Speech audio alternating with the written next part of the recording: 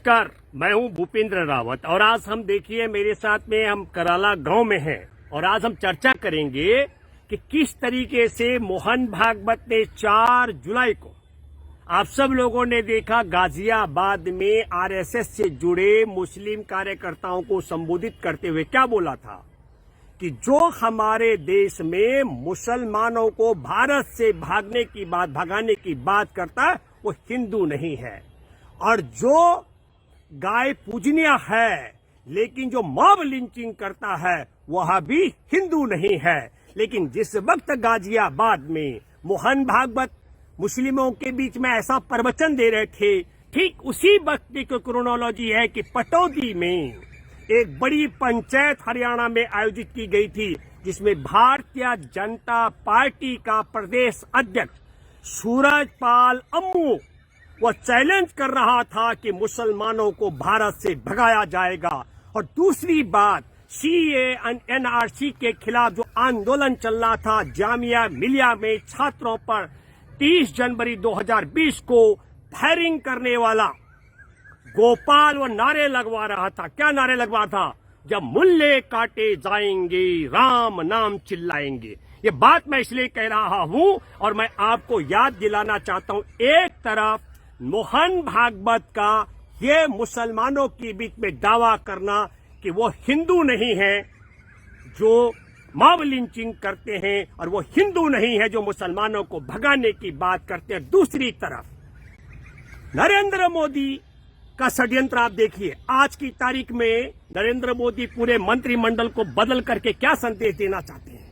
वो संदेश उत्तर प्रदेश के 7 मंत्री बनाए जा चुके हैं। यह साफ हो चुका है कि भारत के लोग जिस तरीके से कोरोना के कारण, अब आप समझ लीजिएगा, आपने स्वास्थ्य मंत्री को बदली कर दिया, हर्षवर्धन की बलि ले ली, लेकिन देश के नागरिक जानते हैं कि देश में कोरोना भगाने के लिए ताली और थाली घंटी घड़ियाल बजाने का फैसला हर्षवर्धन का नहीं था। हमारे देश की 9,500 मीट्रिक टन ऑक्सीजन देश के प्राणवायु देशवासियों के प्राणवायु को बेचने का ठेका विदेशों को डॉक्टर हर्षवर्धन का नहीं था। हमारे देश के अंदर जो वैक्सीन बनी, टीका, उसको विदेश भेजने का जो दायित्व था या फैसला वो हर्षवर्धन का नहीं था।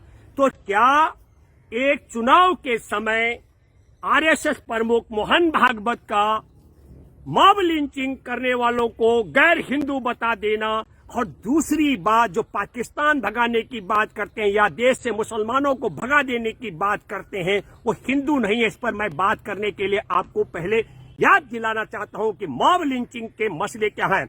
हमारे देश में वायुसेना का तकनीशियन सरताज का मैं जिक्र कर रहा हूं। सरताज के पिता मोहम्मद अखलाक को 28 सितंबर 2015 को आप सब लोगों ने देखा कि बिसड़ा गांव में गौमांस के नाम पर किस तरीके से पीट पीट कर उसकी हत्या कर दी गई थी अखलाक की, और अखलाक के बेटे दूसरे सरताज के भाई दानिश को पीट पीट कर अधमरा कर दिया गया था। आज क्या स्थिति है? आज स्थिति यह है कि मोहम्मद अखलाक के हत्या आरोपी एनटीपीसी में नौकरी कर रहे हैं। मैं दूसरा जिक्र करना चाहता हूं 1 अप्रैल 2017 का, जब पहलू खान गौपाल पशुपालक हरियाणा आ रहा था राजस्थान से गाय खरीद करके पशु लेकर के, तो राजस्थान में किस तरीके से पीट पीट करके उसे अधमरा कर दिया गया था। मरने से पहले उसने तमाम हर हमलावरों के नाम उजागर किए थे। और आपको बताता हूं कि 4 अप्रैल 2017 को पहलू खान की मौत हो जाती है और पहलू खान पर जो हत्यारे थे, जो हमलावर थे, वो 14 अगस्त 2019 को बरी हो जाते हैं।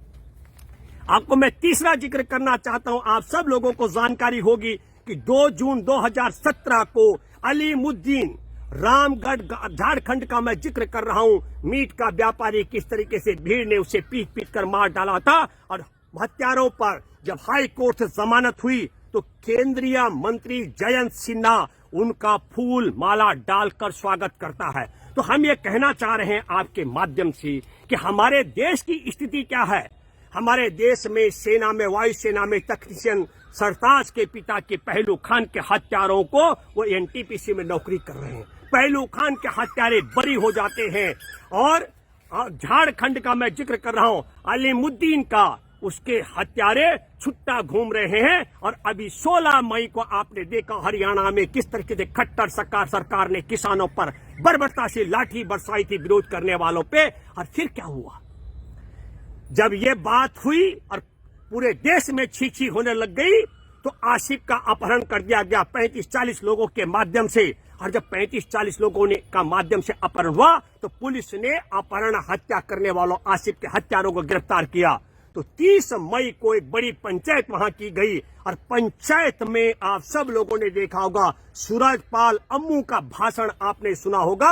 उसने कहा कि क्या हम मुसलमानों को काट नहीं सकते हैं जब ये हमारी बेटियों के अश्लील फिल्म बनाते हैं। ये आरोप था, लेकिन आपको बताना चाहता हूं कि 30 मई को सरेआम पंचायत में मुसलमानों को काटने की बात करने वाला सूरजपाल अम्मू को 11 जून को हरियाणा की भारतीय जनता पार्टी का प्रवक्ता नियुक्त किया जाता है। और जो 30 जनवरी 2020 को जामिया मिलिया में गोली चलाता है गोपाल, वो एक सबसे बड़ा प्रवक्ता बन जाता है। अभी 4 जुलाई को जिस वक्त गाजियाबाद में भाषण दे रहा था मुसलमान कार्यकर्ताओं के बीच में संघ प्रमुख मोहन भागवत कि मॉब लिंचिंग करने वाला हिंदू नहीं हो सकता है और भारत से मुसलमानों को भगाने वाला हिंदू नहीं हो सकता है, उसी समय पटौदी की हरियाणा पटौदी में एक बड़ी पंचायत में सूरजपाल अम्मू भाजपा प्रवक्ता मुसलमानों को भगाने की बात कर रहा था। और जामिया मिलिया में गोली चला करके फायरिंग करने वाला छात्रों पर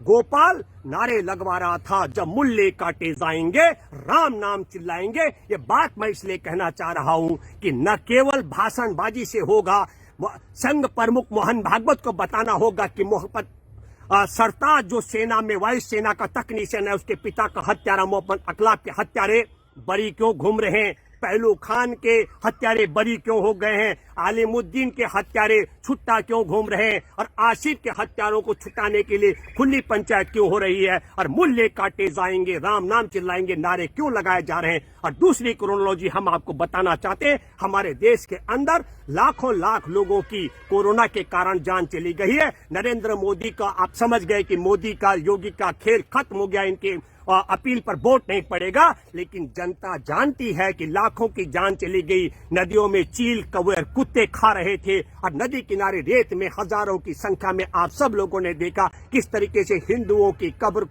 खोदी दफन की गई थी, उन्हें जानवर और पशु नोच नोच के खा रहे थे। लोग ये भूलने वाले नहीं है। हमारे देश के अंदर करोड़ों लोगों की रोजी रोटी छीन गई है। और महंगाई का अगर मैं जिक्र करूं तो पेट्रोल और डीजल मोदी सरकार 3 गुना अधिक कीमत पर बिकवा करके देशवासियों को लुटा रही है, और बेरोजगारी भी हाई तोबा मचा रही है। और आपको बताता हूं गैस सिलेंडर का भी 3 गुना ज्यादा कीमत बढ़ गया, और जो रसोई का तेल का 1 लीटर है उसकी कीमत भी 3 गुनी क्रॉस हो गई। तो देश में महंगाई की मार, कोरोना से लोगों की जान जाने का षड्यंत्र, और इसके अलावा सुप्रीम कोर्ट के अंदर जो हमारे देश के अंदर कानून है आपदा प्रबंधन अधिनियम 2005 की धारा 12 के तहत एक जान गंवाने वाले महामारी में उसको 4-4 लाख रुपए देने के प्रावधान से मोदी सरकार पीछे हट रही थी। और जो सोशल मीडिया में भी इनकी नाक कट रही थी, इन सब से ध्यान भटकाने का षड्यंत्र है।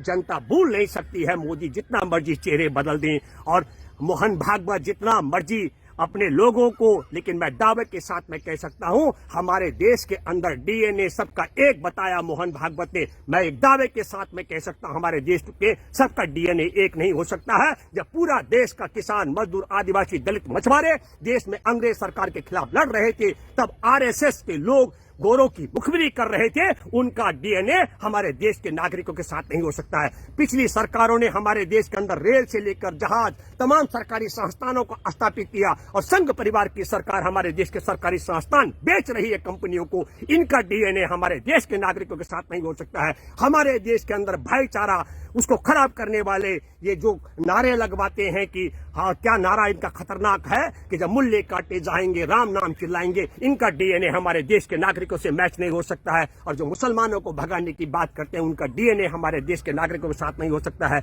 और जो हमारे देश में महामारी के जो पहले से चुनौती थी, और उस चुनौती के बावजूद 9,500 मीट्रिक टन ऑक्सीजन विदेश बेचने वालों का डीएनए हमारे देश के नागरिकों के साथ मैच नहीं हो सकता है, न इनका डीएनए हमारे देश के नागरिकों के साथ मैच हो सकता है, न इनकी विचारधारा हमारे देश के नागरिकों के साथ मैच हो सकती है। और मैं दावे के साथ में कह सकता हूं, जितना मर्जी लाठी के जोर पर ये कर रहे हैं, आज हैरानगी की बात है, मैं आपको बताता हूं, आज फिर उत्तर प्रदेश में एबीपी के पत्रकार जो रिपोर्टिंग कर रहे थे वहां पर किस तरीके से उसको बेरहमी से गुंडों ने, भाजपा के गुंडों ने पीटा है। और पहले भी ऐसा हो चुका है जब एक पत्रकार को पीटा गया था, इसलिए क्योंकि उसने बिना ऑक्सीजन से मरने वालों की रिपोर्टिंग की थी। ये सिलसिला सवाल हिंदू मुसलमान का नहीं है, तो मुसलमान पत्रकार को पीटा गया था और आज ब्राह्मण पत्रकार को पीटा गया है। ये सब जमाना याद रखेगा। मेरे साथ में सतीश भाई भी हैं, किसान नेता आनंद माथुर हैं, रोहतास जी हैं, ये सब लोग हैं, और हम सिर्फ इस बात को लेकर के आज हम इकट्ठे हो रहे थे और आपके पास संदेश पहुंचाने के लिए बात कर रहे हैं। उम्मीद करता हूं